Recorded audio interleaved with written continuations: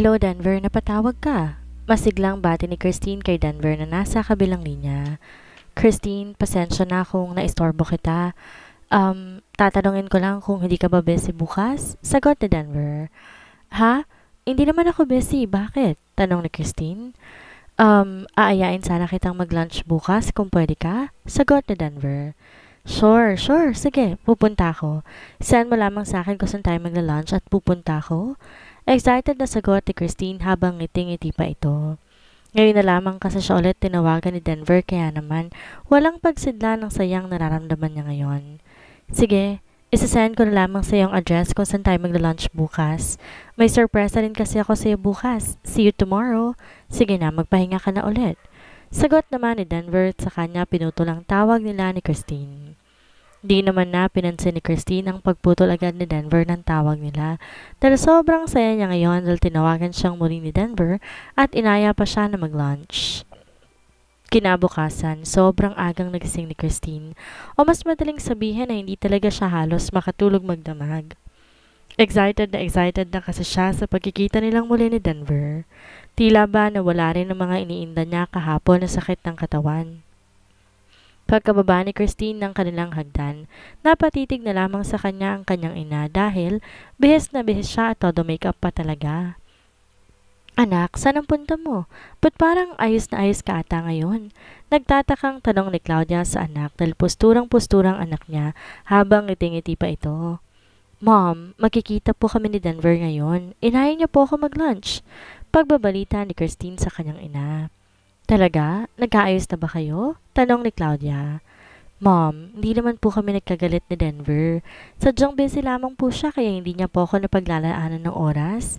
Kaya nga po, ngayon inayin niya ako mag-lunch. Hindi pwedeng hindi ko siya siputin dahil sigurado na mimiss niya rin po ako. Kinikilig pa na sagot ni Christine sa kanyang ina. Nagkibit balikat naman si Claudia sa kanyang anak. O sige, mag-iingat ka, sabi na lamang ni Claudia. Nagtataka kasi siya kung bakit aayain ni Denver na mag-lunch si Christine, gayong alam naman nila na si Angeline pa rin ang gusto ni Denver. Agad namang umalis ng kanilang bahay si Christine. Sinadya niyang dumating ng maaga sa restaurant na sinabi ni Denver dahil ayaw naman niyang paghintayin ng binata. Ready ka na ba? Tanong ni Denver kay Angeline habang nasa loob sila ng sasakyan na dalawa. Nasa labas na kasi sila ng restaurant at kanina pa talaga sila doon. Nakita rin nila ang pagdating ni Christine doon na todong ngiti pa. Isang malalim na buntong hininga naman ang pinakawala ni Angeline bago siya nagsalita. Ready na ako para harapin muli ang magaling kong kapatid? Tumango-tango naman sa kanya si Denver. Kung gayon ay tara nang pumasok sa loob, sabi ni Denver. Agad naman na bumaba ng kotse si Denver, pumunta sa gawin ni Angeline para pagbuksan ito ng pinto. Nilahad pa niya ang kamay niya rito na agad din namang tinanggap ni Angeline. Pumasok na rin sila kaagad sa loob ng restaurant at nauna naman na lumapit si Denver kay Christine na abala sa kanyang phone. Hi! Bati ni Denver kay Christine na makalapit na siya sa pinreserve niya na table. Oh, hi Denver! Sagot din naman ni Christine habang ngiting-ngiti pa ito sa binata. Tumayo na rin siya kaagad para makipagbeso dito. Kanina ka pa ba? Pasensya ka na, traffic kasi.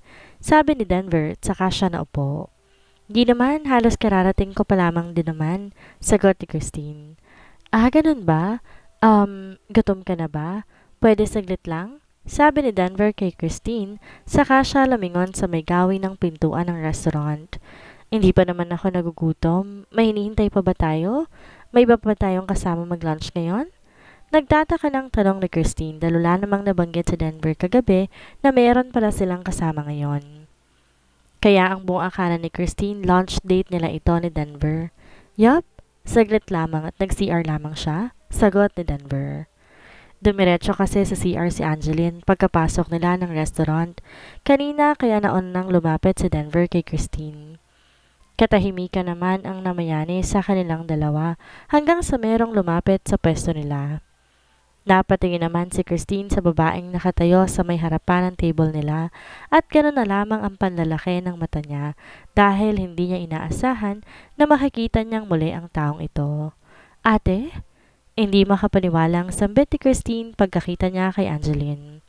Oh, hi, little sissy. Namiss mo ba ako? Nakangiti pa na sabi ni Angeline sa kapatid. Awang naman ang bibig ni Christine. At hindi siya makapaniwala na nasa harapan na niya ang ate Angeline niya. Oh, bakit hindi ka makapagsalita? Hindi ka ba masaya na makita mo ulit ako? Tanong pa ni Angeline sa kapatid niya na nakatulala na lamang sa kanya. Ako kasi, excited na ako makita kang muli, mahal kong kapatid. 5 taon din ang nakakalipas nang hindi tayo nagkita. Kamusta ka na, mahal kong kapatid? Dagdag pa niya habang may mapang-asar ng ngiti sa labi niya. Nagbalik ka? Kailan? Bakit? Utal-utal pang tanong ni Christine. Nakakunot pa ang noon niya habang titig na titig sa mukha ng kanyang kapatid. Yes, I'm back, little sister. Hindi ka ba masaya na nagbalik na ako ngayon? Sagot ni Angeline sa kapatid niya. Hindi naman makaimik si Christine at nanatili na lamang siya na titig kay Angeline. Naupo naman na si Angeline sa tabi ni Denver nang di na magsalita ang kanyang kapatid. Titig na titig naman si Christine sa bawat pagkilos ni Angeline dahil hindi pa rin siya makapaniwala na nasa harapan na niya ito ngayon. Siya nga pala ang sorpresa ko para sa'yo, Christine, kaya kita inayang mag-lunch ngayon. Nahanap ko na kasi ang ate Angeline mo at gusto kong isurprise ka. Kaso, masyado ka atang nabigla sa muli yung pagkikita ng ate mo, sabi ni Denver. Napalingon naman sa gawin niya si Christine. Kailan mo pa nahanap si ate Angeline? Tanong ni Christine kay Denver. Kailan ko lang din nalaman at nahanap ang ate Angeline mo at sobrang saya ko dahil muli ko na siyang natagpuan. Sagot ni Denver at sa kanya tiningnan sa mata si Angeline. Masayang masaya ang puso ko na muli kong nahanap ang taong mahal na mahal ko. Seryosong sabi pa ni Denver. Naikayom naman ni Christine ang kanyang kamao dahil sa nakikita niya ngayon. Kung umasta pa si Denver parang wala siya sa harapan ng mga ito. Alam na ba to nila mommy? Napatikim na lamang si Christine bago siya nagsalita dahil balak pa ata nila Denver na maglambingan sa harapan niya. Habang siya, nagpupuyos na sa galit. Hindi pa nila alam ang tungkol dito. Ikaw palang nakakaalam ang tungkol dito dahil gusto namin ikaw munang sorpresahin. Sagot ni Denver. Nagustuhan mo ba ang sorpresa ko sa'yo? Tanong pa niya rito. Hindi naman nakaimik si Christine dahil hindi niya alam ang sasabihin niya. Tila ba biglang umurong ang dila niya ngayong kaharap niya ang karibal sa puso ni Denver. Kamusta ka naman, mahal kong kapatid? Long time no see. Namiss mo man lang ba ako? Sabat pa ni Angeline nang di na makapagsalita si Christine. Bakas na bakas kasi sa mukha nito ang pagkabigla. At hindi na siya nakapagsalita. Ang galit malamang ay dahil nakita na naman itong magkasama sila ni Denver. Hey, okay ka lang ba, Christine? Kurot noong tanong ni Denver kay Christine dahil hindi ito nagsasalita. Tulala lamang nakatingin kay Angeline. Mukhang nasurpresa nga natin siya, Denver. Hindi na siya makapagsalita sa sobrang pagkabigla niya. Sabat na ni Angeline. Hindi ka ba masaya na makita mo ako ulit, Christine? Baling naman niya kay Christine na napabalik naman sa wisyo niya. Ha? Masaya ako na makita kang muli, Christine? Mapang-asar pa na sagot ni Angeline dito. Nagkakandautal kasi si Christine habang may pilit ng ngiti sa mga labi niya. Umorder naman na muna ng pagkain sa Denver dahil ramdam niya ang pagkailang ni Christine dahil kaharap na nito si Angeline. Habang kumakain naman sila, hindi maiwasan ni Christine na mapasulyap si ate Angeline niya na sweet na nakikipag-usap kay Denver. Naikuyom na lamang niya ang kanyang kamao dahil sa galit. Kamusta na nga pala si na mommy? Tanong ni Angeline sa kanyang kapatid nang matapos silang kumain. Ayos naman sila, masaya naman na kami, sagot ni Christine. Oh, I see. Mukha naman talagang naging maayos kayo sa nakalipas na mga taon. Ikaw, anong pinagkakabalahan mo ngayon? Tanong pa ni Angeline. Paminsan-minsan tumutulong ako kay Dad, sagot ni Christine. Bakit nga pala bumalik ka pa dito? Di na napigilan pang tanong ni Christine sa kapatid niya. Nagkatingin na naman sina Angeline at Denver dahil talagang pinapakita na kaagad ni Christine ang kanyang ugali ngayon pa lang. Siyempre, nandito ang pamilya ko. Nandito kayo at narito rin ang taong mahal ko? Sagot ni Angeline sabay lingon kay Denver. Kahit nagulat si Denver sa sinabi ni Angeline, ay hindi yan ipinhalata kay Christine. Lalo namang nagpupuyo sa galit ang kalooban ni Christine dahil sa mga sinabi ni Angeline. Saan ka ba nagpunta nung umalis ka? At bakit ka nga ba umalis noon? Ay, oo nga pala. Niloko mo nga pala si Denver. Guilty ka nga pala noon kaya ka umalis? Nang uuyam na sagot naman ni Christine. Nagkatingin na naman si Angeline at Denver at napataas na lamang ng kilay si Angeline dahil sa mga pinagsasasabi ng kanyang kapatid. Actually, hindi naman ako guilty nung time na yon, Christine. Sadyang nagpakalayo-layo lamang ako para makaiwas sa mga taong masyado ng toxic. Alam mo yung gusto ko lang ng katahimikan at malayo sa magulo at mga makasariling tao? Sagot ni Angeline sa kapatid at may diin ang pagkakasabi niya sa huling salita na kanyang binitiwan. Talaga lang ha? O baka naman sumama ka na sa lalaki mo, tapos ngayon hiwalay na kayo kaya ka nagbalik dito para guluhin ulit kami. Sagot ni Christine habang nakangisi pa. Kung kanina hindi maipinta ang mukha nito dahil sa gulat, ngayon naman ay biglang naging palaban na ito. Para naman ako sasama sa lalaking yun, hindi ko nga yun kilala, ni hindi ko nga alam ang pangalan nun at tayong mukha lang niyang natatandaan ko. Sagot ni Angeline. Ikaw baka kilala mo ang lalaking yun? Nakataas pa ang kilay na tanong ni Angeline. Bigla namang natigilan si Christine dahil sa sinabi ni Angeline at napaiwas na lamang siya ng tingin dito. Pakiramdam niya may nalalaman na ang kanyang kapatid tungkol sa bagay na yun. Paano ko naman makakilala yun? Hindi ko naman yung nakakausap. Kanda-otal pang pagsinungaling ni Christine habang hindi siya makatingin kay Angeline. Ay ganun ba? Okay, sabi mo eh. Baka lang naman kilala mo ang lalaking yun. Pang-aasar naman ni Angeline. Inirapan naman ni Christine ang kanyang ate Angeline. Sa kanya binalingan si Denver. Denver, kailangan ko na palang umalis. May pupuntahan pa pala ako ngayong araw. Pagpapaalam na ni Christine kina Denver dahil naiinis siya na makaharap ang kanyang ate Angeline. Ang buong akala kasi niya sila lamang ni Denver magkasama ngayon. Kaya nga ang saya-saya niya nang pumunta siya sa restaurant na yon. Pero nasira na lamang araw niya dahil nakita niya ang ate Angeline niya. Akala ko ba wala kang gagawin ngayong araw? Tanong ni Denver dito. Naalala ko. Meron pala akong kailangan puntahan ngayon eh. Mauna na ako sa inyo. Pagdadahilan ni Christine, saka siya tumayo. Nagmamadali ka ata, Christine. Gusto mo ba ihatid ka na namin ni Denver? Sabat na ni Angeline. No, thanks. May dala akong sasakyan at kaya ko ng sarili ko. Sagot ni Christine sa kanyang kapatid.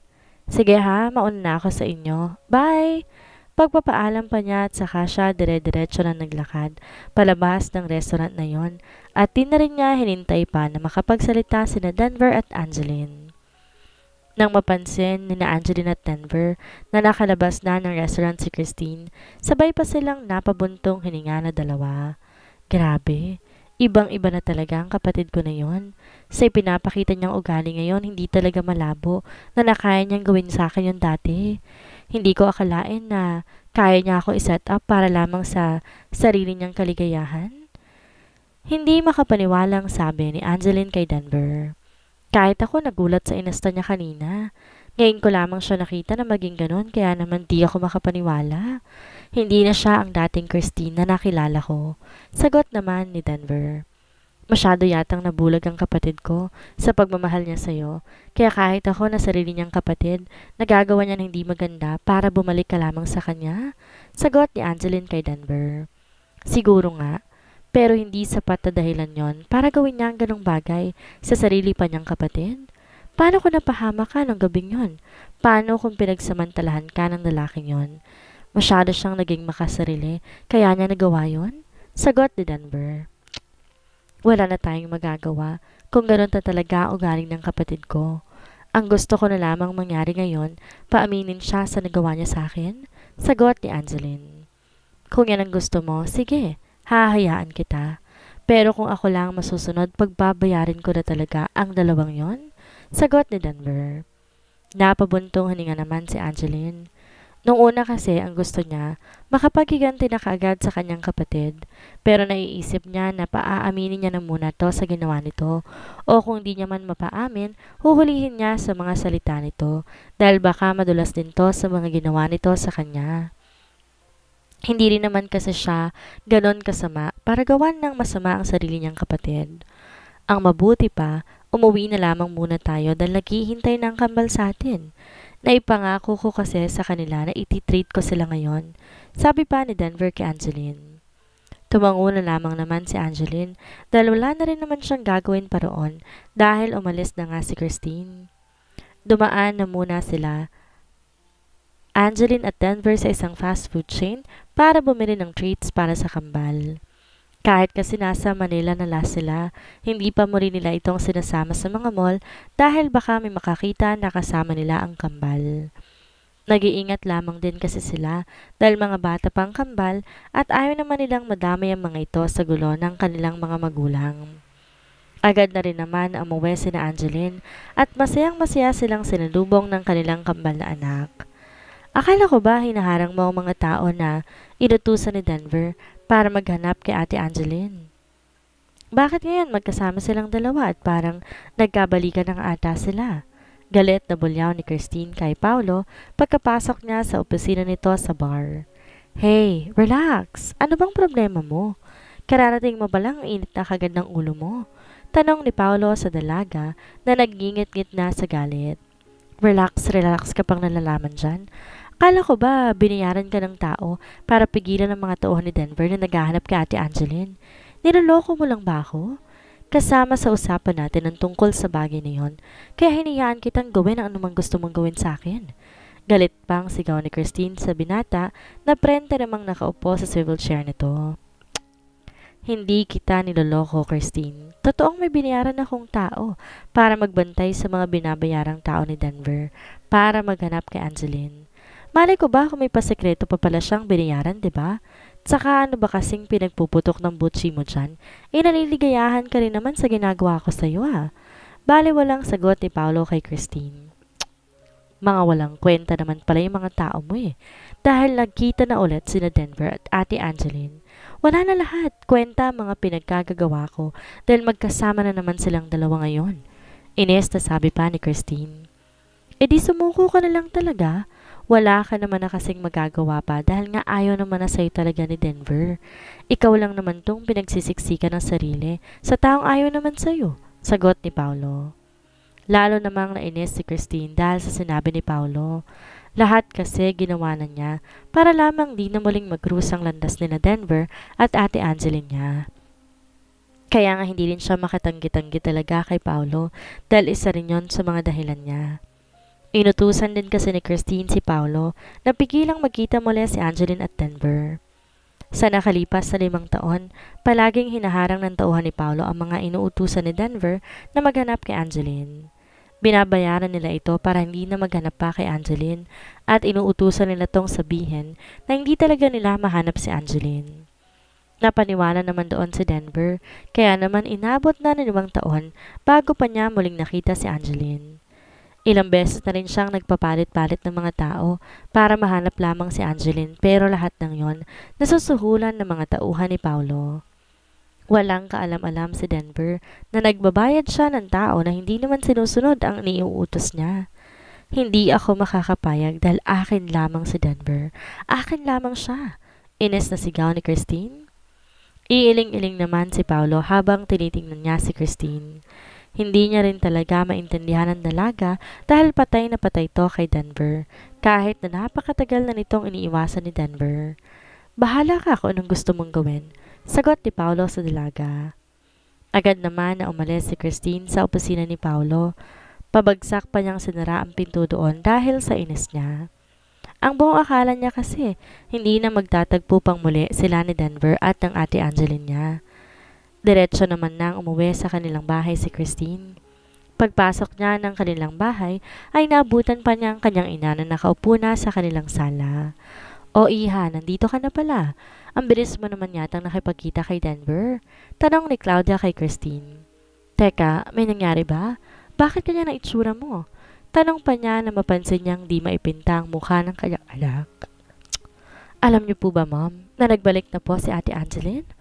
Nakasimangot pang tanong ni Christine sa kanyang ina. Nagulat naman si Claudia sa sinabi ni Christine. Nagbalik na ang Ate Angeline mo? Kailan pa? Nasaan siya? Sunod-sunod na tanong ni Claudia kay Christine. Hindi ko po alam kung nasan siya ngayon. Siguro po kasama ni Denver ngayon dahil sinama siya ni Denver sa lunch namin kanina. Iirap-irap pa na sagot ni Christine sa kanyang ina. Hindi ba siya uuwi dito? Bakit di mo siya sinama pa uwi? Tanong pa ni Claudia. Mom, bakit ba kasi gusto niya po bang makita si Ate Angeline? Masaya naman na po tayo kahit wala siya kaya pabayaan niyo na lamang po siya?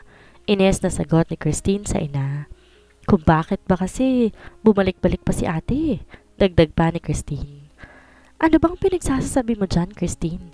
Ate mo pa rin si Angeline, alam mo ba na matagal na namin siyang hinihintay ng daddy mong bumalik? Alam ko nasakta namin ang damdamin ng Ate Angeline mo noon, kaya siya umalis. Kaya ngayong bumalik na siya, gusto ko siyang makita. Sagot ni Claudia. Bahala nga kayo dyan. Basta ako, hindi ako masaya na bumalik pa siya. Sana nagpakalay-wilay na lamang siya kasi hindi na bumalik pa. Ines na sabi ni Christine, tsaka siya diretsyong pumunta sa kanyang kwarto. Inis na inis siyang naupo sa kanyang kama at pinagbabato pa niya ang mga una na naroon. Nakakainis. Bakit pa kasi bumalik ka pa? Gigil na sabi ni Christine.